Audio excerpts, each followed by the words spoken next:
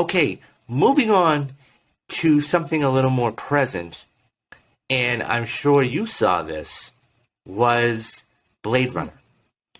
So Blade Runner is now going to be getting, so the Amazon has officially ordered a Blade Runner sequel series.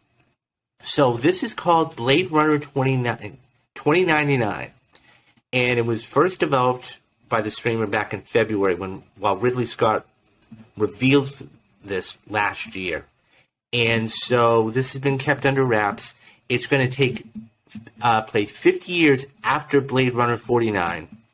And so, of course, that was a sequel that I believe was Denis Villeneuve directed. Yes. Correct me if I'm wrong. Yeah. So this is going to be done by Scott Free, which is Ridley Scott's production company. And Michael Green's going to be who actually co-wrote it, is going to be the EP. And Alcoin Entertainment's going to be on board with this as well. Blade Runner.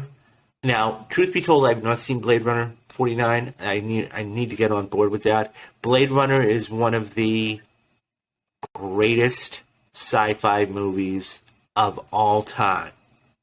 And I know you've got, Close Encounters and, all these other movies, but this was just for what it was worth. And you got to remember, this was this was in the mid 80s. So you got to remember, this was Harrison Ford at his peak powers, if you will. I mean, he was in Star Wars, he was doing Indiana Jones, and this was just an amazing, unbelievable movie. I got to go see the sequel, but what do you think about the series coming out?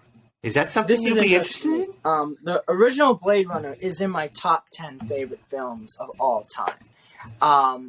The funny thing is, I watched that film 5 times or 4 times in the same week. And it was because I watched the various cuts of the film. There's the director's cut, the final cut, the international cut. There were multiple cuts of Blade Runner, and I watched all of them in the same week, day after day. Now, I'm curious. Now, did you find that there was a major difference between them, or was you just watching into watching? The main difference, though, is the final cut, because they end up changing a huge element of the film by revealing that, or at least alluding to the fact that Deckard, played by Harrison Ford, is a replicant. And this is something that, if you watch the theatrical cut, it does not allude to that. So that's a major, major difference. But it's not one of those things where it's like the Snyder cut that's 2 hours longer. It's minor differences. But I will say that I love the original Blade Runner, and I love Blade Runner 2049. It is also one of my favorite films of all time, and I loved it so much, I actually did a report in my college film class. I did a report on the film, an essay on it. So I love both of those movies dearly. And I actually just recently watched the animated series that they released, and you can find it on HBO Max now, called Blade Runner Black Lotus. It was released last year, and it took place in between the 2 films. And Black Lotus, I gotta say, I thought it was a pretty fun little animated series.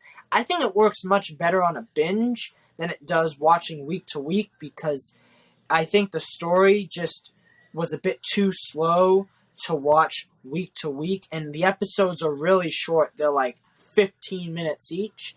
But I mean, the cast was pretty phenomenal. You had Brian Cox and Jessica Hennick and Wes Bentley. You had some really top-notch actors. Josh Duhamel doing voices, and it followed a female protagonist, which was different from the other Blade Runner movies. So I thought it was a pretty good show. So when they announced this, it kind of was funny to me, because it's well, wait a second, you're announcing a Blade Runner TV series when you already have a Blade Runner TV series on TV right now, and yet everyone's the first ever Blade Runner TV series, while the first ever Blade Runner TV series is out. So I was like, oh, come on. I don't know how to feel about this, to be honest, because Blade Runner 20, Blade Runner in general, I see as film experiences. So to see this property put on television, I don't know how that's going to be. Also, it's not like there isn't, really any other science fiction show on TV right now. You have Westworld, a show that's dealing a lot with the same issues that Blade Runner deals with. How do you differentiate a Blade Runner series from a Westworld? So there are a number of factors to question yourself, and it's also a significant lapse in time. It takes place 50 years after the last film, so most likely many of these characters are not in the film.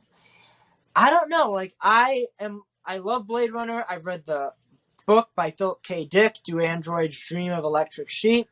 I mean, I've read many other books about Blade Runner. I love the world of Blade Runner. I'd love to see it explored, but I don't know. For now, I'm gonna just wait and see what they got for us, because it could go very wrong.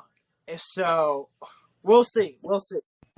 Yeah, no, I think there's going to be a couple of things to wonder here. Number one, how many episodes is it going to be? I mean, I think that's going to be a key thing. If you're talking about a 10 or 12 episode series, okay, that could be problematic just because of the extent of it. I think the number two, you got to see who else is attached to it. Yeah. I mean, that would be a fascinating thing. So there's a lot of dynamics here that's still fluid. So we'll see what's going to go on with this. I got to sit down and watch. I got to watch Blade Runner 49. I'm like really lacking right now. I've got a lot of things to sit down and watch. But what do you guys think? Are you interested in Blade Runner? And if you are, which one of the Blade Runners did you like the most? Are you interested that it's Amazon, so they're going to spend the money? Let us know what you think down there in the comments section.